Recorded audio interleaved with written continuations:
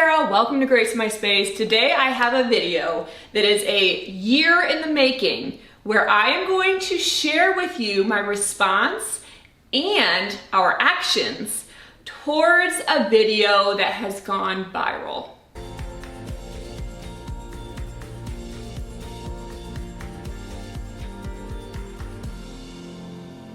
A little over a year ago, I did a kitchen remodel loves and regrets video where I walked you through all the things that I loved about our kitchen remodel, which was a full gut, and some of the things that I would have done differently. And your responses were very interesting. Some of them were just preference. And you know what? Everybody has a different preference for how their kitchen is laid out, how it functions. And some of them were very helpful. And we actually took a moment and we went, well, that's a good idea. And then some of them I want to address and talk a little bit more about today. And I'm going to talk about the one thing that I recently did to completely change my biggest regret in this kitchen design to my biggest love. Now this might look a little different than my first video, and I'm going to get to that in a minute. But first, let's talk about some of your comments on my last kitchen design loves and regrets video. As you can see, we have a large kitchen.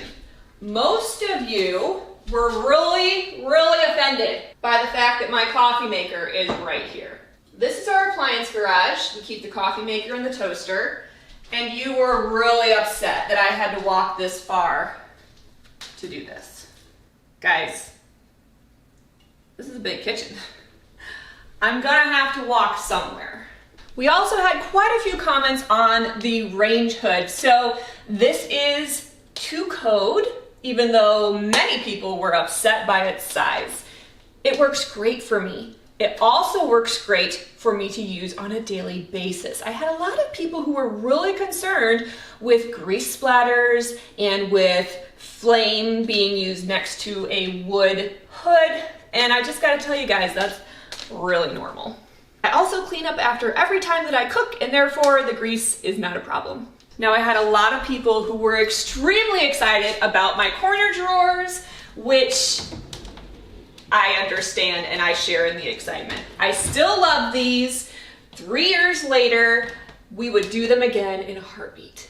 I had some people questioning why I didn't do 2 upper shelves here instead of just the one, and it's simply a stylistic choice.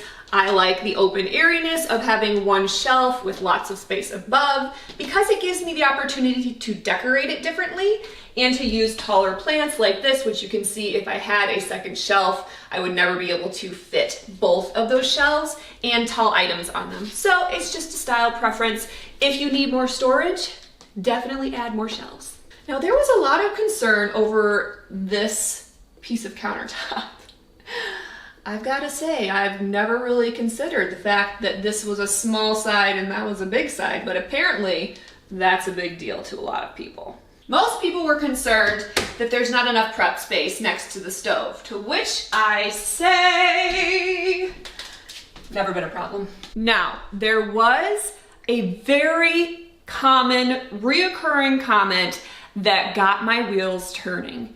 The majority of people who commented, I mean, this was like by far the most extensive comment, were people who were concerned about the distance from the dishwasher in the sink to putting dishes away on the opposite side, because we do have to walk around the island. And you know what? It never once occurred to me in 2.5 years of having our kitchen designed and laid out the way that it was, that we were doing a lot of walking.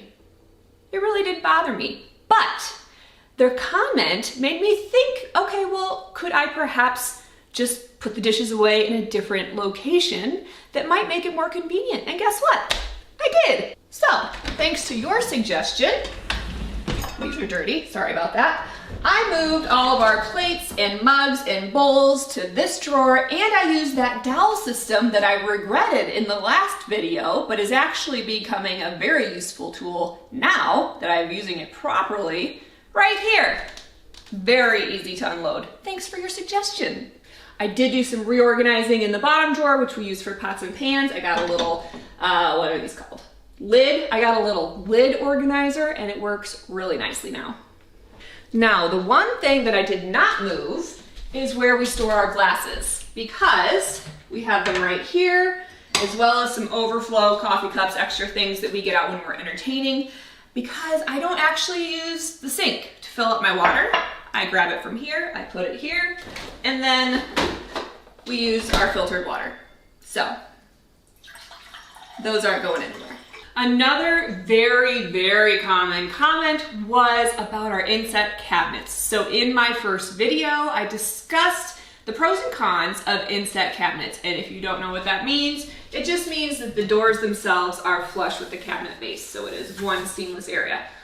I kind of regretted doing inset cabinets. I love the look of them. Absolutely would do them if it was purely based on design, 100% every time I designed a kitchen. However, they do get dinged very easily because there's nothing to cover up this base portion, putting things away. They get dinged up, and they can get off track very easily because you have such a thin line to work with and they can look crooked. However, there will never be an agreement on inset cabinets. I can tell you from my common area of that first video. There is a very strong side that really loves them and thinks they are worth every single penny and every single inconvenience. And then there is another side who were so grateful that I shared those cons because they'd never thought about them before. So no matter which side you are on, you love them, you hate them, they are in my kitchen. I still love them, I still appreciate them, but I am glad that I was able to help some of you who are in the design process, just so you had that information as you make your decisions. Now, those were the most common comments about my own personal choices.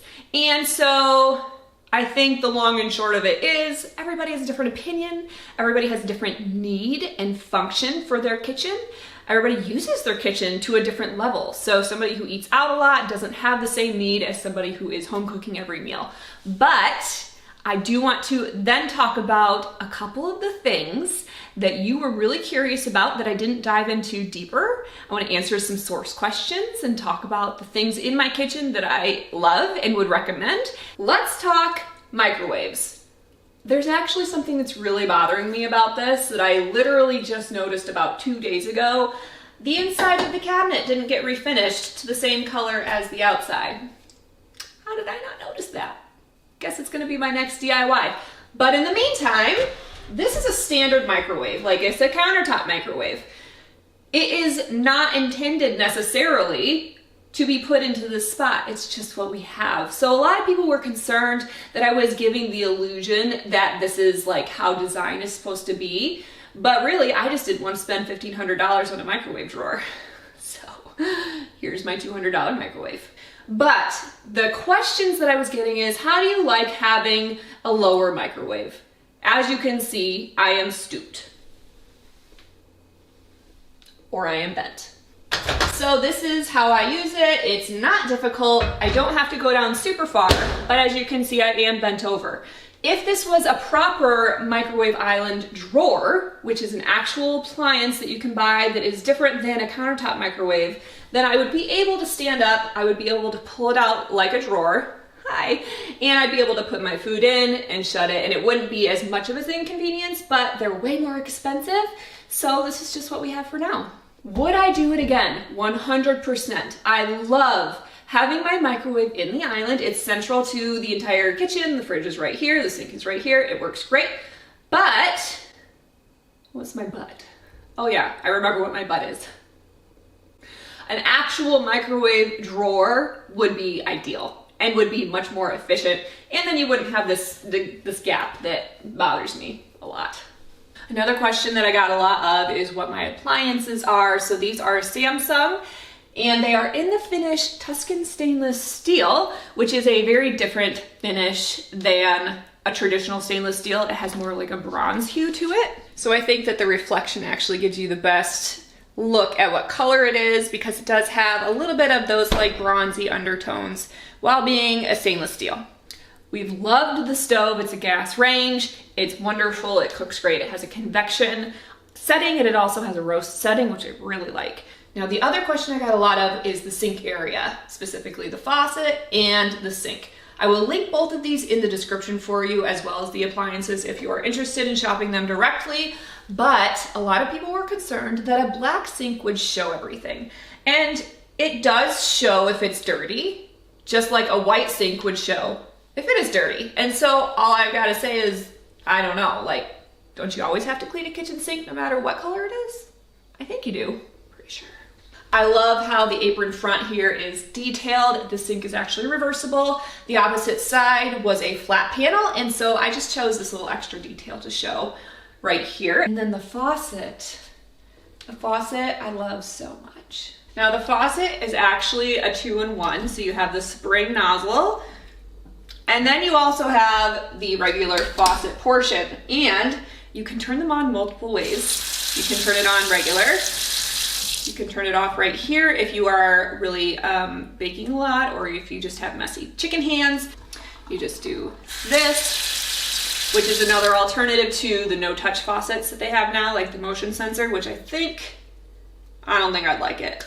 Maybe I'd be wrong, but I think that it would feel a lot like the situations in the public restrooms where you just can't get it to turn on. So I really love that you can do that, and then you can also just spray this if you want to, or you can have them both going at the same time. It's like the most versatile faucet ever. I received a lot of questions on the kitchen backsplash and the countertops, so let me address that quickly. The kitchen backsplash, I will link for you directly in the description. It is called Chloe White. However, as you can see from the video, there is a subtle variation in every tile. This is all called Chloe White, which is very confusing to people because they see multiple colors. However, it is only called white. Each tile is a slightly different hue. Some of them are pure white, some of them are cream, some of them venture into grays. And so it gives you this variated look. However, it's all one type of tile. So if you're looking for all white subway tile, this is not for you because it will come in this variety of shades and color. The time has come, let's talk about the island. As you can see, this is not the island we had before. We had an opportunity arise to replace the flooring in our entire main level. We did so. This is Bruce flooring. It is dogwood, engineered hardwoods. I will link an article for you in the description that details all the information about the floors and why we chose these specific ones. But since we were doing all new flooring, we had to remove the previous island because the floor was underneath of it. So we wanted to install the floor properly throughout the entire kitchen. The other island had to come out. And if you remember from my first video, the island was my biggest regret in the kitchen design because number one, we didn't make it long enough.